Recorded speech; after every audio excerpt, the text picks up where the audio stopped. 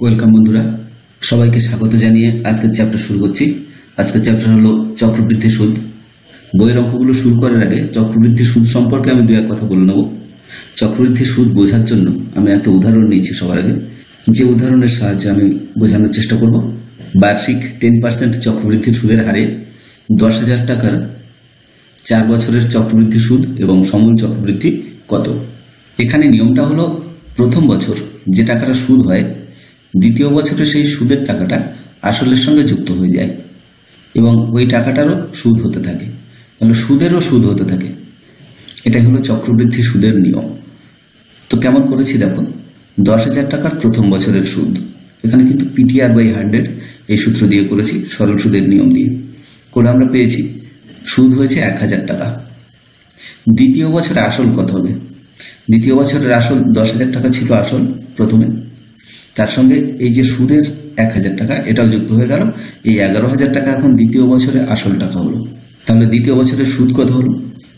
11,000 গুণ 1 বছর গুণ 10/100, 10% সুদের হার।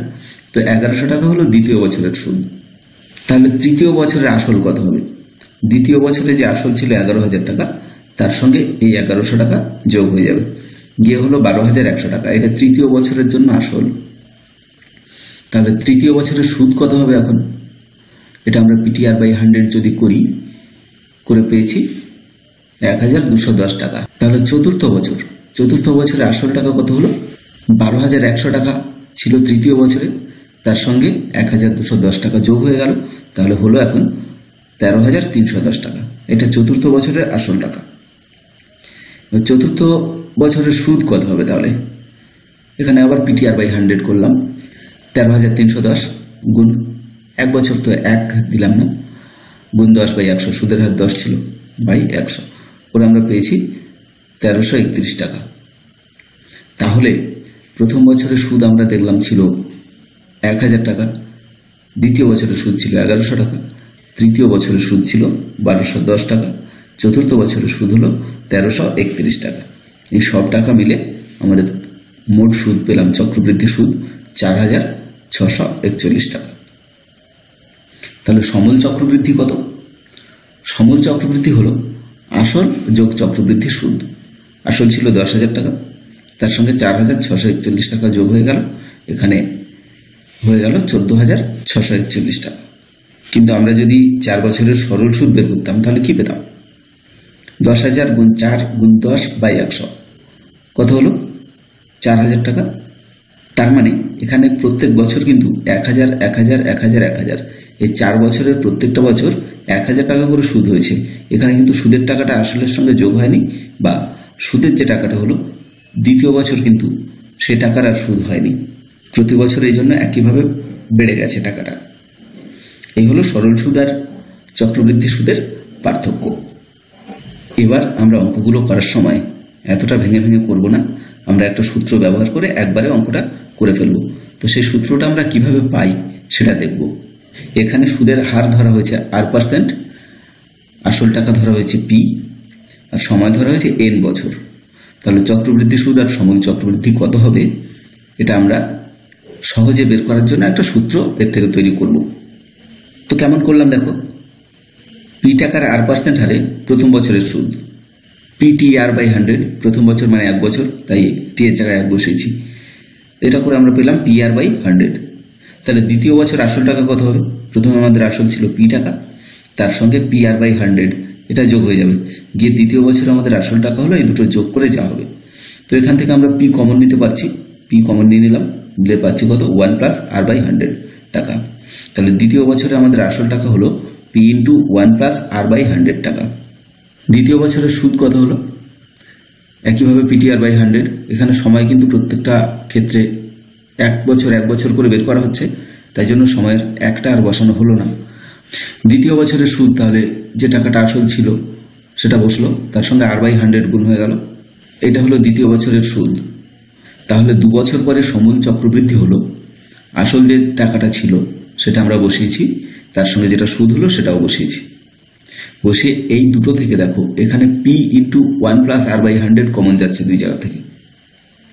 এটা কমন নিলে আমরা এখান থেকে পাচ্ছি 1, আর ডান দিকটা থেকে পাচ্ছি r/100, এটা বসিয়ে দিলাম।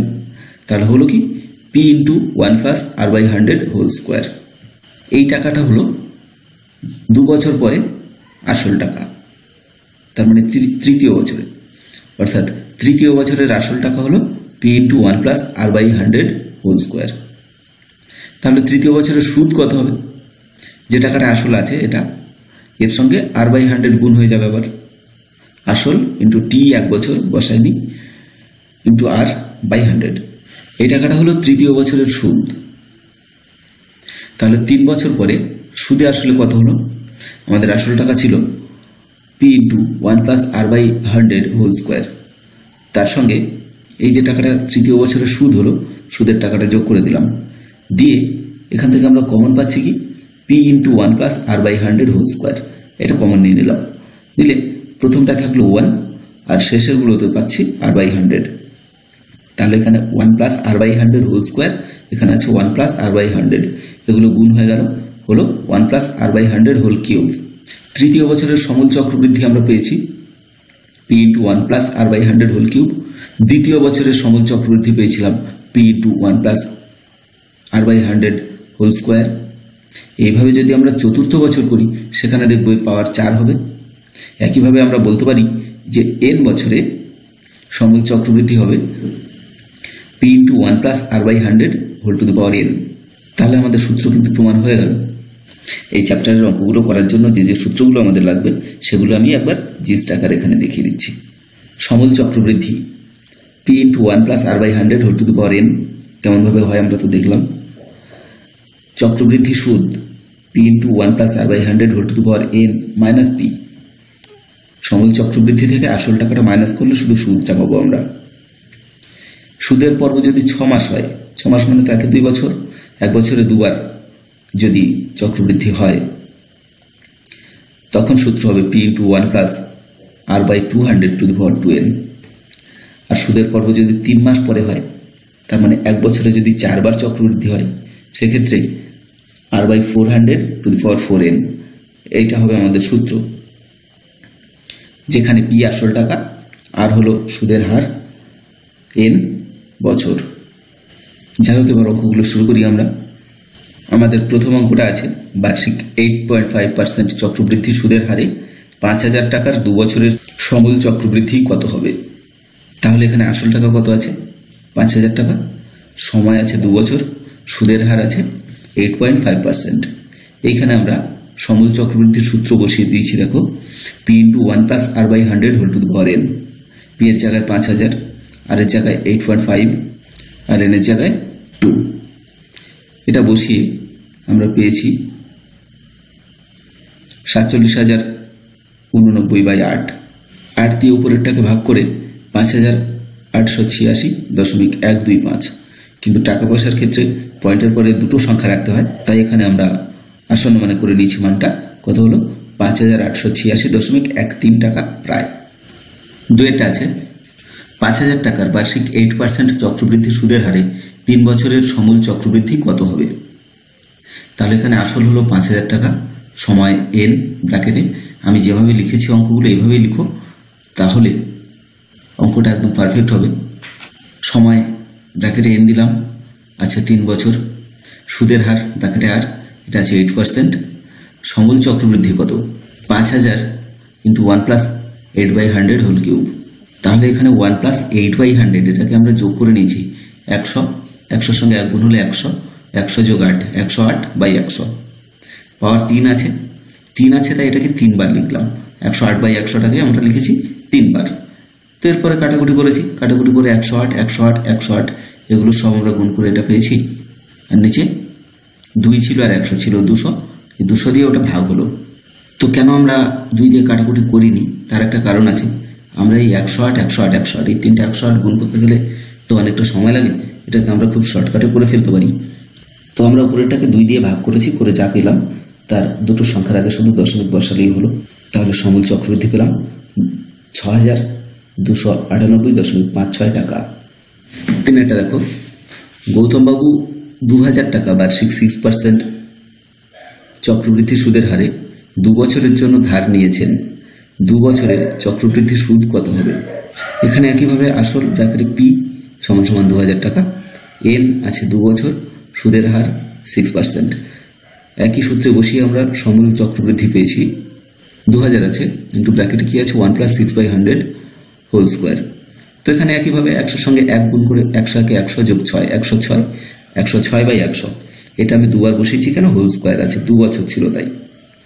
তো এখানে আমরা কাটাকুটি করে পেয়েছি 11236/5। 106 আর 106 একটা শর্টকাট গুণ আছে, গুণটা আমি এখানেই বলে দিচ্ছি। দেখো 6 আছে তো 6 এর স্কোয়ার 36 বসাবেন। এরপরে 6 এর সঙ্গে 2 গুণ করে 6 দুগুণে 12, তার আগে একটা 1 এমন বসিয়ে দিলেই হয়ে যাবে। এখানে যদি আমাদের 105 আর 105 গুণ করতে হতো তাহলে কি করতাম, 5 এর স্কোয়ার 25 বসাতাম, শেষে 25 হলো। এর আগে বললাম কি 5 এর সঙ্গে 2 গুণ করব, তো 5 দুগুণে 10 বসাতাম এখানে, আর প্রথমে একটা 1 এই বসলে কিন্তু আমাদের গুণ করা হয়ে গেল 105 এর সঙ্গে 105। এখানে 106 আর 106 কিন্তু আমরা একইভাবে গুণ করেছি, তোমরা ওটা করে নিতে পারো। কিন্তু আমরা যদি 104 আর 104 গুণ করতাম সেক্ষেত্রে কি হবে, প্রথমে 4 এর স্কোয়ার 16, তো আমরা 16 বসিয়ে দিলাম। এরপরে কত হবে, 4 এর সঙ্গে 2 গুণ করতে বলেছি, তো 4 দুগুণে 8। এখানে কিন্তু আমাদের দুটো ডিজিট বসাতে হবে, তাই এখানে আমরা 08 বসাবো। শুধু 8 বসালে কিন্তু হবে না, এটা আমাদের বসাতে হবে 08, আর তার আগে যেমন 1 ছিল 1 বসে যাবে। এই কিন্তু আমাদের গুণ করা হয়ে গেল। তো এমনি করে শর্টকাটে আমরা এই গুণগুলো করে নিতে পারবো।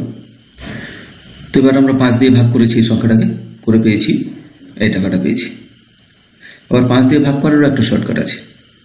5 দিয়ে কোনো সংখ্যাকে ভাগ করা, তার মানে উপরেরটাকে শুধু 2 দিয়ে গুণ করলেই হলো, আর একটার আগে দশমিক বসাতে হয়। তো এখানে কেমন করেছি দেখো, 36 আছে, 36 দুগুণে 72 আমরা জানি, দেখো এখানে 72 হলো।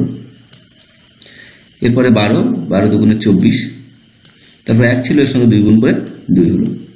এবার কি করেছি, একটার আগে দশমিক, আর টাকা পয়সার ক্ষেত্রে যেহেতু দশমিকের পরে দুটো সংখ্যা রাখতে হয় তাই একটা শূন্য বসিয়ে দিলাম। তো হয়ে গেল 2247.20 টাকা। তো এখানে আমাদের চক্রবৃদ্ধি সুদ বের করতে বলা আছে, তাই সমল চক্রবৃদ্ধি যা ছিল এর থেকে আমরা আসল টাকাটা বিয়োগ করে দিলাম, দিয়ে পেয়ে গেলাম 247 টাকা 20 পয়সা। হয়ে গেল আমাদের অঙ্কটা। 4 অঙ্কটা আছে 30,000 টাকার বার্ষিক 9% চক্রবৃদ্ধি সুদের হারে 3 বছরের চক্রবৃদ্ধি সুদ নির্ণয় করো। তো আসল টাকা পি আছে 30,000 টাকা, সময় এন ধরেছি, সময় এন আছে 3 বছর, সুদের হার 9%। তাহলে সমল চক্রবৃদ্ধি কি হবে, 30,000 × 1 + 9/100 হোল টু দি পাওয়ার 3। এখানে আমরা পেয়েছি 109/100, আর মাথায় 3 ছিল, পাওয়ার ছিল 3, তাই এটাকে আমরা 3 বার বসিয়ে দিয়েছি। দেওয়ার পরে শূন্যগুলো কেটে দিলাম, 4টে শূন্য কেটে গেছে।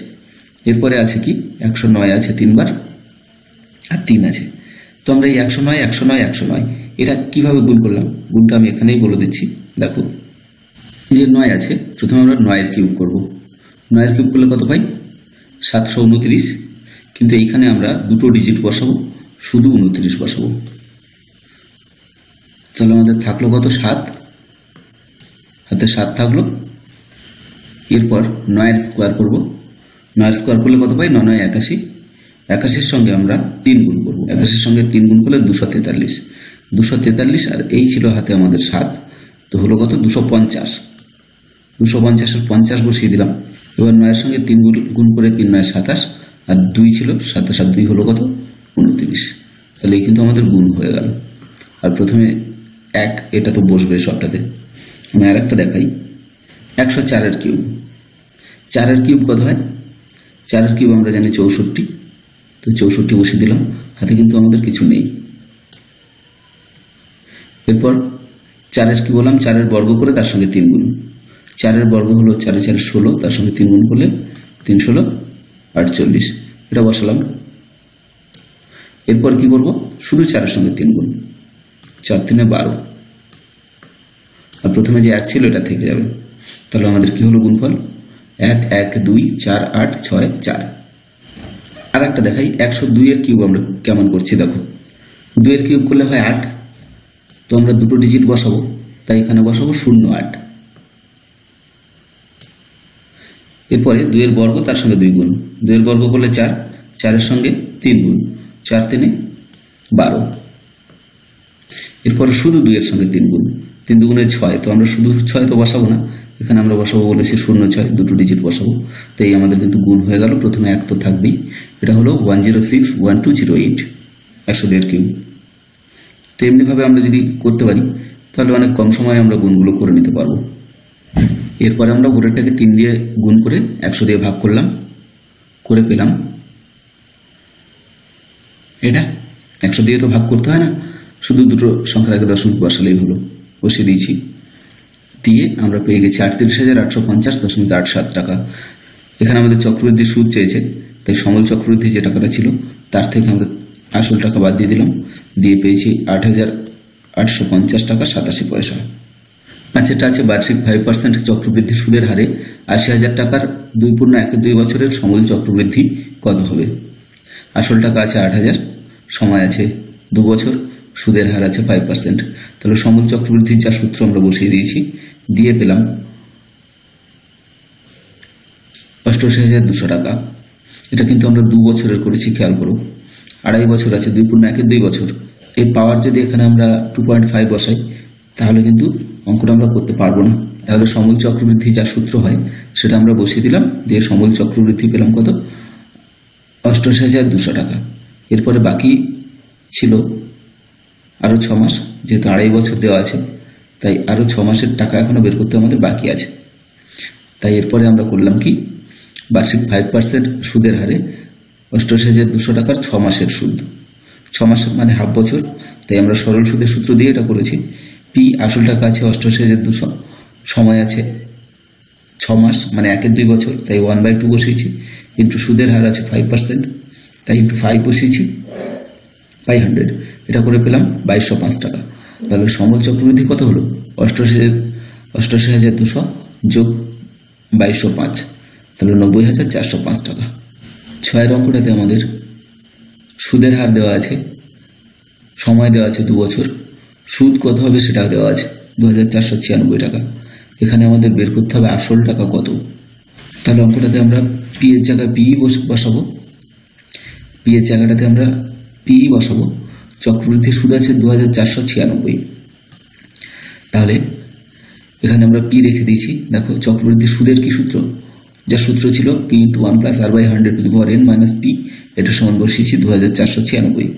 এবার এখানে আর এর মান, এন এর মান, এই দুটো বসিয়ে দিয়েছি 1 + 8/100² মাইনাস পি কমন নিয়েছি, তাই 1 আছে এখানে, ডান দিকে যা আছে তাই তো থাকবে। এটা হলো 108/100 মাইনাস 1। 108 স্কোয়ার করলে যা হয় আমি তো বলে দিয়েছি আগে, 8 স্কোয়ার 64, তারপর 8-এর সঙ্গে 2 গুণ করলে 8 2 16, এরপরে 1 আছে, 1 তো বসেই যাবে। এটা বিয়োগ করলে আমরা পেয়ে যাব, উপরে পাচ্ছি 1,664/10,000 সমান সমান 2,496। তাহলে পি সমান কত পেলাম? 2,496 সঙ্গে এই যে সংখ্যাটা ছিল, এই সংখ্যাটা ডান দিকে চলে গেলে উল্টো হয়ে বসবে, তো এখানে হলো 10,000/1664, কাটাকুটি করে আমরা পেয়েছি 15,000 টাকা। তো এটাই উত্তর। 7টা দেখো আমাদের পি বার করতে হবে। 3 বছর আছে এখানে, সুদের হার আছে 10%, তো আমরা কিন্তু একইভাবেই করেছি। অঙ্কটা তোমরা দেখে নাও, নিলেই বুঝতে পারবে।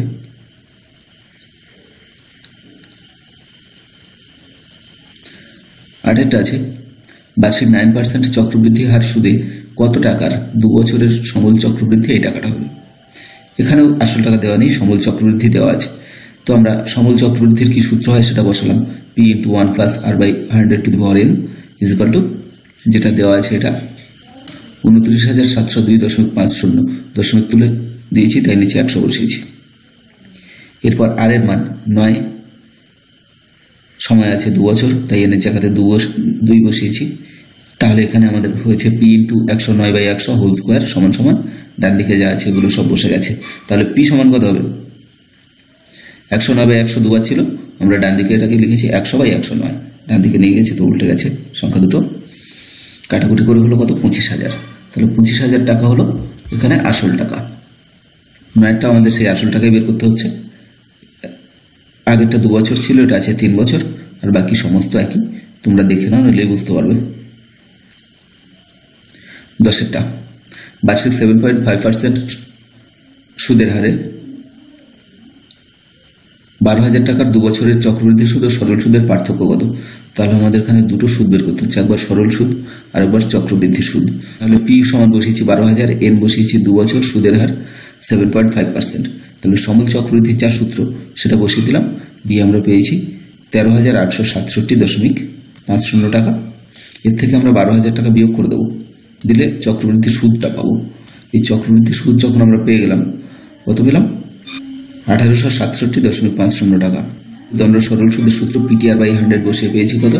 1800 টাকা। তাহলে এখানে আমরা চক্রবৃদ্ধি সুদ, তার থেকে সরল সুদ বিয়োগ করলাম, করে পেয়ে গেলাম 67 টাকা 50 পয়সা। এটাই উত্তর। 11টা একই আছে, তোমরা নিজেরা করে নাও, আর না পারলে দেখে নাও।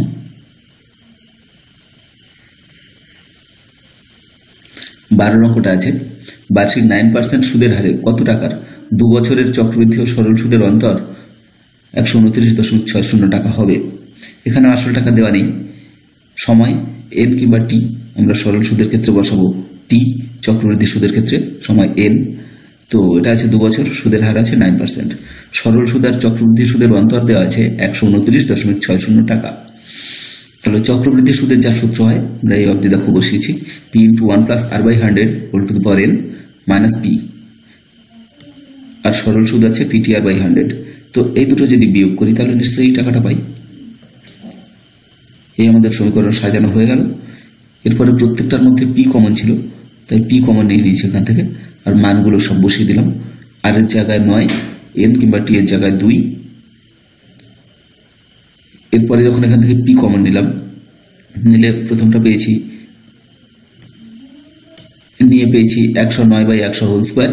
এখান থেকে পি কমন গেছে তো শুধু 1 আছে, আর এখান থেকে পি কমন গেলে থাকলো 9 × 18/100 সমান ডান দিকে যা আছে তাই। এবার 109/100 এটাকে আমরা যদি বর্গ করি, 109 বর্গ আমরা তো মুখোমুখি করতে শিখে গেছি, 9 স্কোয়ার 81 বসাবো, তারপর করলাম কি 9 × 18 বসাবো, তারপরে 1, এগুলো বসাতে হবে। বসিয়ে আমরা 109 স্কোয়ার পেলাম, আর নিচে 100 আছে, 100 স্কোয়ার করলে হবে 10,000, আর বাকিগুলো যেমন আছে সব বসে গেল। এরপরে লসাগু হলো আমাদের 10,000। তাহলে এটা বিয়োগ করে আমরা পেয়ে গেছি 81/10,000, এটা সমান 1296/10। এবার পি সমান কত হলো? 16,000 টাকা।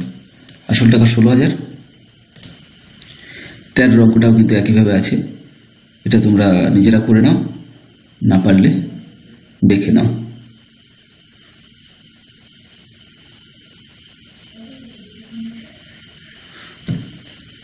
14টা বার্ষিক চক্রবৃদ্ধি সুদের হার প্রথম বছর 7% এবং দ্বিতীয় বছরে 8% হলে 6,000 টাকার 2 বছরের চক্রবৃদ্ধি সুদ কত?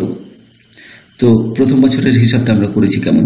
আসল টাকা আছে 6,000, সময় টি আছে 1 বছর, সুদের হার 7। তো PTR/100 করে আমরা প্রথম বছরের সুদ পেলাম 420 টাকা। দ্বিতীয় বছরে কি হবে? এই 6,000 টাকা আসল ছিল, তার সঙ্গে 420 টাকা যোগ হয়ে যাবে, গেলে দ্বিতীয় বছরে আসল টাকা হবে 6,420 টাকা। তো এই 6,420 টাকা হলো এখন আসল টাকা দ্বিতীয় বছরের জন্য, সময় 1 বছর, সুদের হার দ্বিতীয় বছরে বলা আছে 8%, সুদের হার দ্বিতীয় বছরে 8% বলা আছে, তোমরা সুদের হার 8% বসিয়েছি, বসিয়ে সরল সুদের সূত্র দিয়ে অঙ্কটা করলাম, PTR/100 করে পেলাম কত? সুদ 513 টাকা 60 পয়সা। তাহলে এখানে চক্রবৃদ্ধির সুদ হলো কত? প্রথমবার হয়েছে 420 টাকা, আর দ্বিতীয় বছরে হয়েছে 513 টাকা 60 পয়সা, দুটো যোগ করে হলো 933 টাকা 60 পয়সা।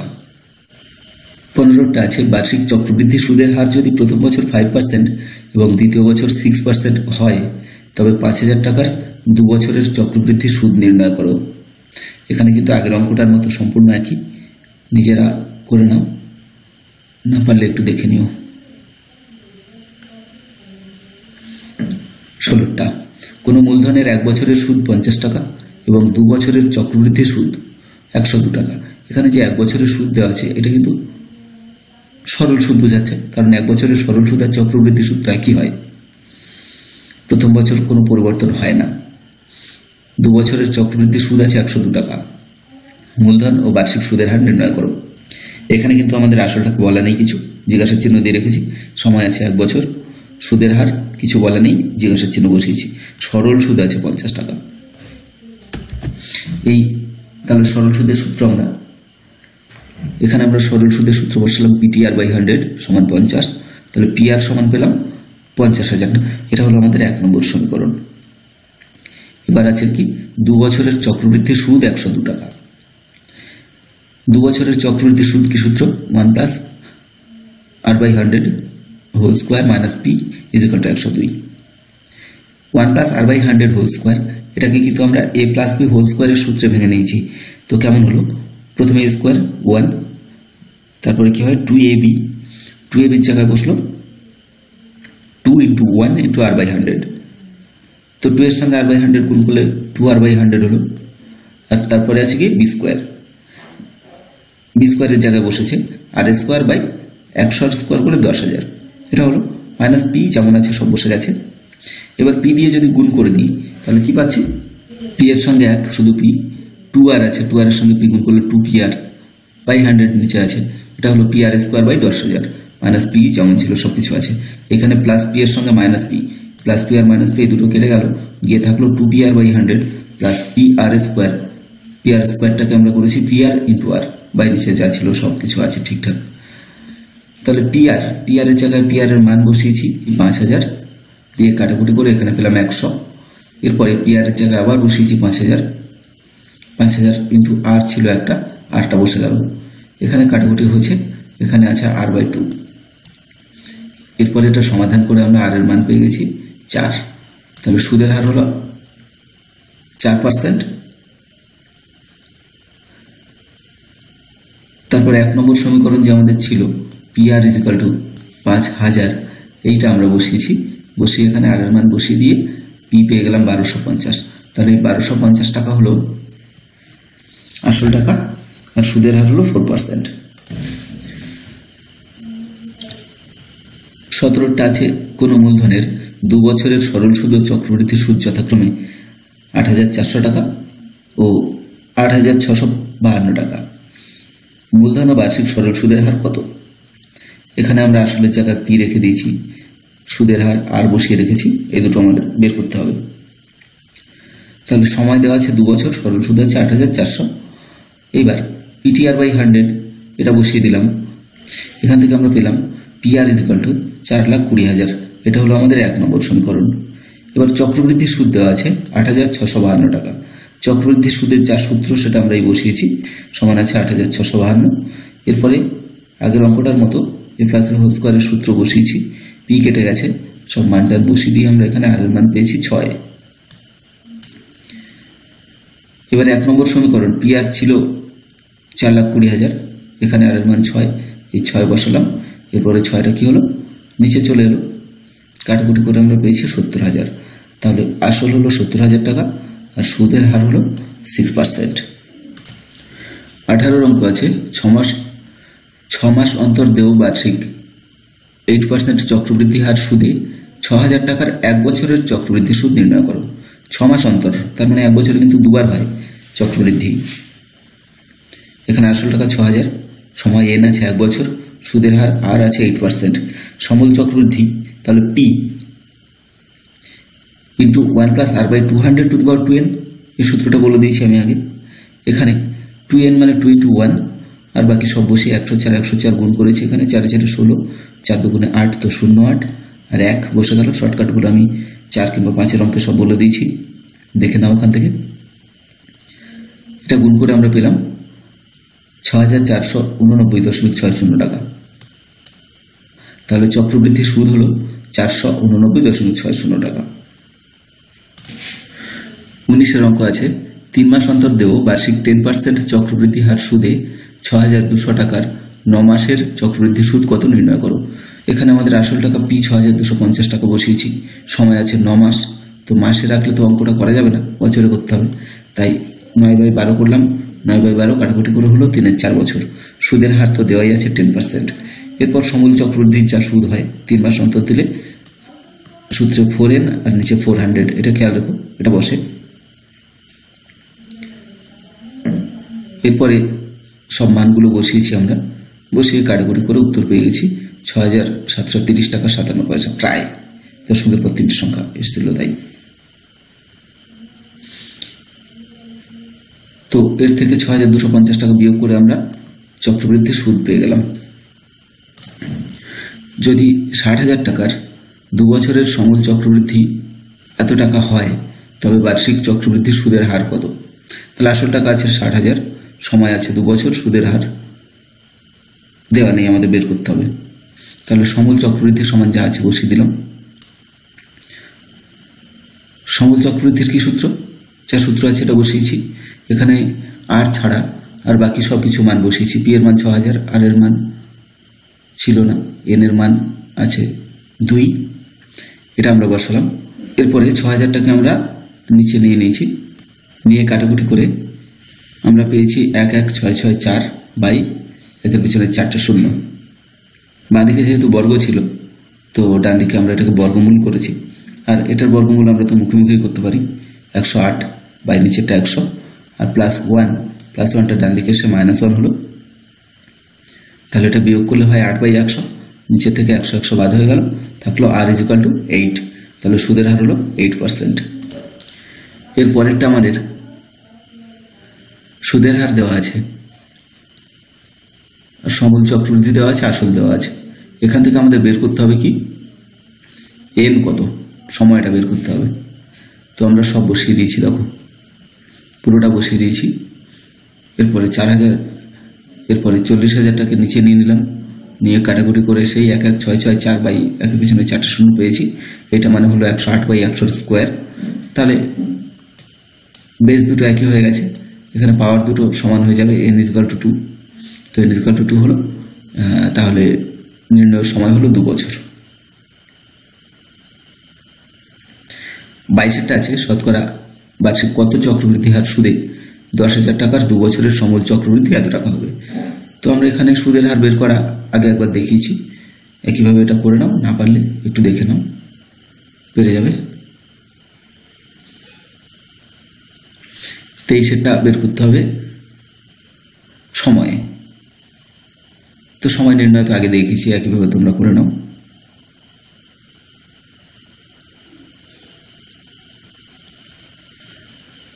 চব্বিশ আছে বার্ষিক 10% চক্রবৃদ্ধি হার সুদে কত বছরে এত টাকার সমূল চক্রবৃদ্ধি এত টাকা হবে। এখানে এন বের করতে হবে, তো এন তো আগে আমরা বের করেছি, কেমন করেছি একটু দেখে নাও, বুঝে যাবে। 25 সুদের পর্ব 6 মাস হলে বার্ষিক 10% চক্রবৃদ্ধি হার সুদে 1,600 টাকার 1.5 বছরের চক্রবৃদ্ধি সুদ ও সুদ আসল কত হবে।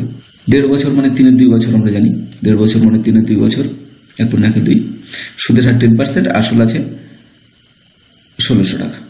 তাহলে সমূল চক্রবৃদ্ধির যে সূত্র, সেই সূত্রে আমরা বসিয়ে দিলাম। যেহেতু 6 মাস পরে সুদ দেয়, এখানে 2n হয়েছে, এখানে 200 হয়েছে, এটা খেয়াল করো।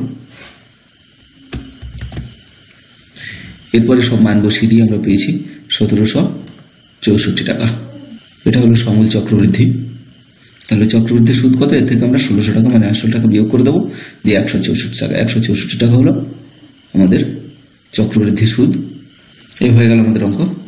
আমার ভিডিও যদি তোমাদের ভালো লেগে থাকে তাহলে লাইক করো, আর আমার চ্যানেলটাকে সাবস্ক্রাইব করো, যাতে আমার পরের ভিডিওগুলো তোমাদের কাছে সবার আগে পৌঁছে যায়। এতটা সময় দেওয়ার জন্য সবাইকে ধন্যবাদ।